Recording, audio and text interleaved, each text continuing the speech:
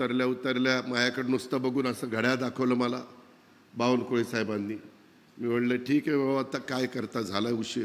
परंतु कसं असतं, प्रोटोकॉलप्रमाणे मुख्यमंत्री ज्यावेळेस हेलिकॉप्टर चालेल त्यावेळेस आम्हाला तिथं बसावं लागतं, विमानात त्यावेळेस बसावं लागतं. त्याच्यावर आमची पंचायत होती. नाहीतर मी बरोबर 4 वाजता आलो असतो. त्याच्यातलं तुम्ही काय ओळखायचं ते ओळखा. एक तर कार्यक्रम 4 वाजता होता, आम्ही थोडंसं उशिरा आलो. गाडीतनं उतरल्या माझ्याकडे नुसतं बघून असं घड्याळ दाखवलं मला बावनकुळे साहेबांनी. मी म्हणलं ठीक आहे बाबा, आता काय करता, झाला उशीर. पण बावनकुळे साहेब, मी एकटा कार्यक्रमाला येणार असतो ना, मी राईट टाईम आलो असतो.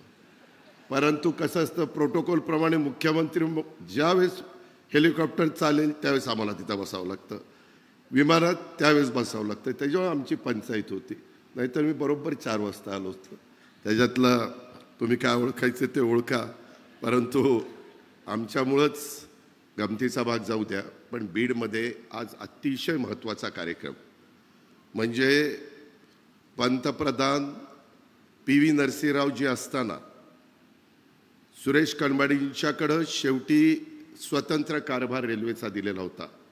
आणि त्या 94-95 मध्ये अहिल्यानगर ते बीड अशा पद्धतीनं तिथं भूमिपूजन झालं. त्याला झाली 35 वर्ष. त्याची आज रेल्वे काही टप्प्यात सुरू झाली होती, पण देशाच्या पंतप्रधानांनी त्याला निधी दिला. आमचे रेल्वे मंत्री साहेबांनी त्याच्यामध्ये सहकार्य केलं. राज्य सरकारने त्याच्यामध्ये जेवढा 50%चा निधी द्यायला पाहिजे तो दिला. आणि आज त्या कामाचा शुभारंभ, आज रेल्वे आम्ही हिरवा झेंडा दाखवून ते त्या ठिकाणी चालू केली. थोड्याशा खासदारांनी सांगितलं की आम्हाला भाषणं करायची.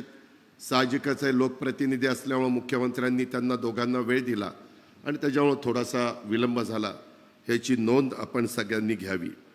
हा उपक्रम एकंदरीत राबवत असताना आपल्या पुण्यामध्ये अतिशय चांगली टीम आहे. खरं तर मी मुख्यमंत्र्यांच्या बरोबर आलेलो असलो तरी मगाशी सकाळी त्यांचं स्वागत, बीड जिल्ह्याचा पालकमंत्री म्हणून बीड जिल्ह्याच्या वतीनं मी त्यांचं स्वागत केलं.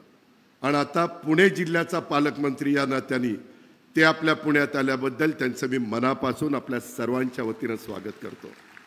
मित्रांनो, एकंदरीत महायुतीच्या सरकारमध्ये देवेंद्रजी, आमचे एकनाथरावजी, आम्ही सगळेजण काम करत असताना सगळेजण लोकाभिमुख कारभार कसा होईल, प्रशासनाला त्याच्यामध्ये बरोबर कसं घेता येईल, ह्याबद्दलचा प्रयत्न हा मनापासून चाललेला आहे.